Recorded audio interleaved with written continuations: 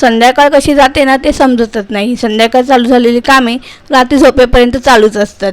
मी संध्याकाळचा छान असा चहा पिऊन घेतला, कारण त्याच्याशिवाय काय आपली संध्याकाळ झालेली वाटत नाही. मग ना 7च्या आधी सर्व घरातली झाडू मारून घेतला. मग फ्रेश होऊन देवपूजा करायला गेली. त्यानंतर भगवद्गीता वाचायला घेतली, कारण असं म्हणतात ना प्रेग्नन्सीमध्ये भगवद्गीता वाचल्याने बाळावर चांगले संस्कार होतात. म्हणून मला जेव्हा पण टाईम भेटतो ना तेव्हा मी भगवद्गीता वाचत असते. संध्याकाळच्या जेवणाला मी फक्त भाकरी आणि ना टमाटरची चटणी करणार होती. गरमीतून जास्त काही खाण्याची इच्छा होत नाही, म्हणून रात्रीचं लाईटच जेवण घ्यायचं.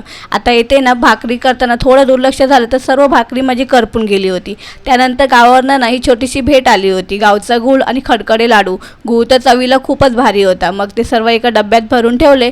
मग छान जेवण करून घेतले. त्यानंतर आपली रोजची कामं, किचन क्लिनिंग आणि भांडी, त्याशिवाय काय आपली रात्र होतच नाही. असो, पण शेवट मात्र छान असा या गुलाबजामनेच केला. चला आजच्या पुरती एवढंच. आता भेटूया एका नवीन व्हिडिओसोबत. तोपर्यंत ना बाय बाय.